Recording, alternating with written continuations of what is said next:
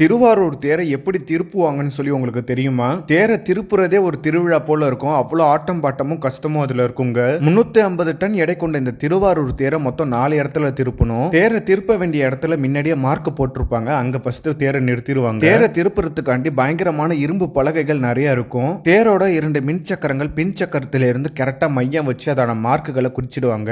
Mark பண்ண இடத்துல கரெக்டா இரும்பு பலகையை போட்டுட்டு அதுக்கு மேலதான் தேரை திருப்புற போல பிளான் பண்ணுவாங்க. இதை செய்யறதுக்கு அங்க நிறைய டீம் இருக்காங்க. இவங்க எல்லாருமே திருவாரூர் மண்காரங்க. ஒரு ஆன்மீகமான தேரை அறிவியல் முறைப்படி இங்க செய்யறத நீங்க பார்க்கலாம். இந்த திருவாரூர் தேரை கூட நிறைய பேர் பார்த்திருப்பீங்க. ஆனா இந்த காட்சியை யாருமே பார்த்திருக்க மாட்டீங்க. அதனால வீடியோ பார்க்கறவங்க எல்லாருக்குமே ஷேர் பண்ணி விடுங்க. தேர் இப்ப வலதுபுறமா தான் திரும்பி நிறுத்தணும். அதனால இடதுபுற மின் சக்கரத்திலையும் வலதுபுற மின் சக்கரத்திலையும் தான் இந்த பலகை போடுவாங்க. இந்த இரும்பு பலகைகளை அரைவட்டமா தான் வைப்பாங்க. ஒரு பலகை மீது இன்னொரு பலகை இருக்கணும். இதெல்லாம் கரெக்டா கண்காணித்து சரியா பண்ணணும். இல்லைன்னா கொஞ்சம் சொதப்பிடும். ஒவ்வொரு வளைவிலையும் அரை மணி நேரத்துல இருந்து 1 மணி நேரம் இந்த வேலை செய்ய ஆகலாம். இப்ப பலகையை சரியா பண்ணிட்டாங்க. இப்ப தப்பு அடிச்சு அந்த பலகை மேல தேரை கரெக்டா நிறுத்தணும். தேரை இரும்பு பலகை மேல நிறுத்தி முட்டுக்கட்டை போட்டுட்டாங்க. இப்ப வடத்தை எல்லாம் வலது பக்கமா எடுத்துட்டு போகணும். இந்த திருவாரூர் வடம் மொத்தம் 4ங்க. ஒவ்வொரு வடத்திலையும் 500ல இருந்து 1000 மக்கள் தேர் இழுப்பாங்க. இப்ப தேரோட 2 சக்கரமும் இரும்பு பலகை மேல நிறுத்தியாச்சு. இப்ப இரும்பு பலகையில தேர் சக்கரம் வழுக்கிட்டு போக அதுல கிரீஸ் மட்டும் விளக்கெண்ண தடவணும். வழவழப்பு இருக்கிறதால தேர் சக்கரத்துக்கு பெருசா டேமேஜ் ஆகாதுங்க.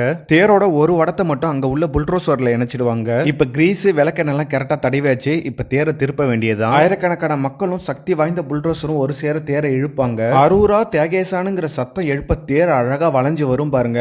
காண கண்கள் கோடி வேணுங்க. அவ்வளவு அழகா இருக்கும். தேர் கரெக்டா வளைஞ்ச உடனே சரியா முட்டுக்கட்டையை போட்டுடணும். இல்லைன்னா தேர் நகர்ந்துரும். தேர் வளைஞ்சு நின்னுடனே போடுவாங்க பாருங்க ஒரு ஆட்டம். ஆக அவ்வளவு அழகா இருக்குங்க. தேர் சக்கரம் கிரீஸ் தடவுனா இரும்பு பலகை மீது எப்படி வழுக்கிட்டு வருதுங்கிறத நீங்க பாருங்க. தேரை திருப்பும் போது பின் சக்கரம் நகரவே கூடாது. அதனால இப்படி கஷ்டப்பட்டு முட்டுக்கட்டை போட்டு அதை நிறுத்தியே வைப்பாங்க.